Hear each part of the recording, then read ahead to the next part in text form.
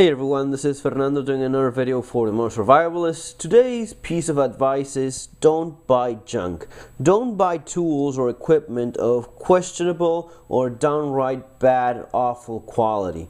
I see it in some of the videos on YouTube, people putting together kits, survival kits, bug-out bags. In some of these cases, with very cheap and unreliable equipment and tools.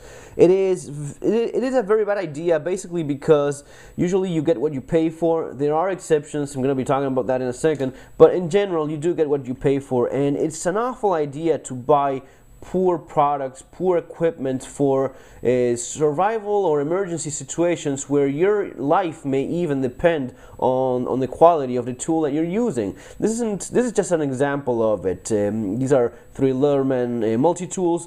My favorite one, the Charge, TTI Charge, about $100. I get it that it's not super expensive, but $100 is still quite a bit of money, and some people, they send me a message or an email, well, I really cannot afford that right now. You do have alternatives. The Wave, still along the lines of Leatherman, Wave is pretty much the same as the Charge, except for the crimping tool and the pliers. See the pliers there? That's a crimping tool.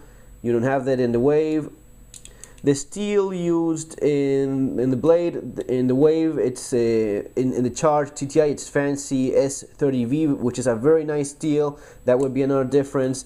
And then on the secondary blade, you do have a seatbelt cutter.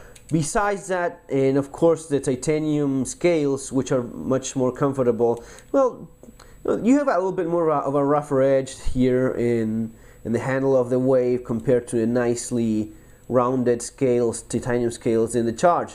Besides that, it is the same multi-tool. Even the clip, it's the same thing.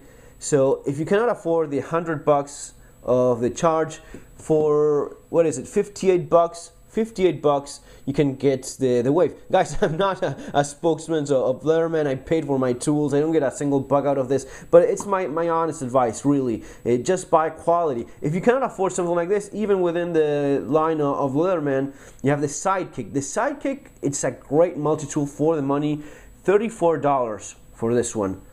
And again, in this case, you are losing a little bit more. You don't have the nice diamond-coated files that you have in the Charge or in the Wave.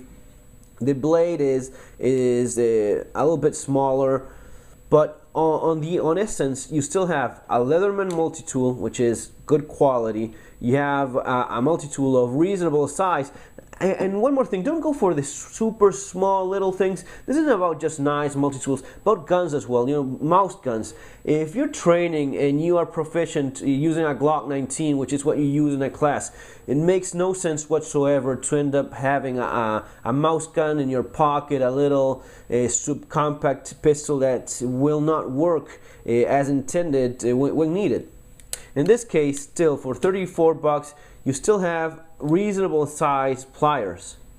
And in this case, they are spring-loaded, which is very nice. You don't even have that in the Wave or in the Charge. In my opinion, this is much better. So you have the pliers of reasonable size, nothing like super small or anything like that. You have a decent blade that opens single-handedly, again, like in the Wave and Charge. You have that nice pocket clip, which makes all the difference in the world because it makes it very easy to just clip it on your pocket of your jeans and forget about it until you need it. So basically that's the idea.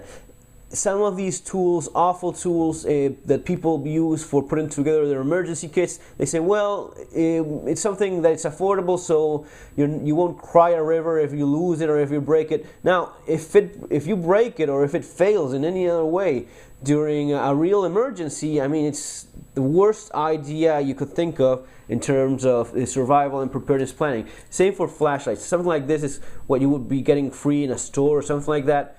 A little LED, yeah, they do work, but it is not nearly as reliable as spending $12-15 in a real flashlight like this Phoenix EO1. This belongs to my wife. It's on her keychain at all times, so that's why you see quite a bit of wear there. This is going to be working. It's going to be giving you 12, 15 hours. I think it was officially 24 hours of light. 12 bucks, 15 bucks tops, and you have a flashlight that is decent, that will work, and uses a AAA battery that is not that hard to find. A little bit more money, you may end up buying something like this, Phoenix EO5. This is 17 bucks, 20 bucks. A little bit of a nicer light, more powerful, does not last as long as the one in the EO1. Either one of these would be a good alternative. So, you know, at least you have a flashlight and you have one that's going to be working, and it's going to be reliable at all times and not failing when you need it the most, which is what may end up happening with something like this.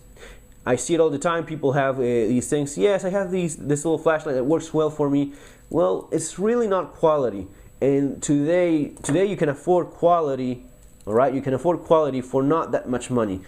It happens in guns as well. I was talking with a guy the other day. He was telling me, yes, my first gun was a High Point. And in my opinion, after having owned dozens of guns of all sorts, it's a waste of money buying poor quality, unreliable stuff, or stuff that is not as good as something else that you could get for a little bit more. It's you know, it's not a good idea, folks. That's my tip for today, my piece of advice for today. Remember to subscribe if you're liking my videos. As always, take care. I hope you had a great year, a great new year. See you on our next video.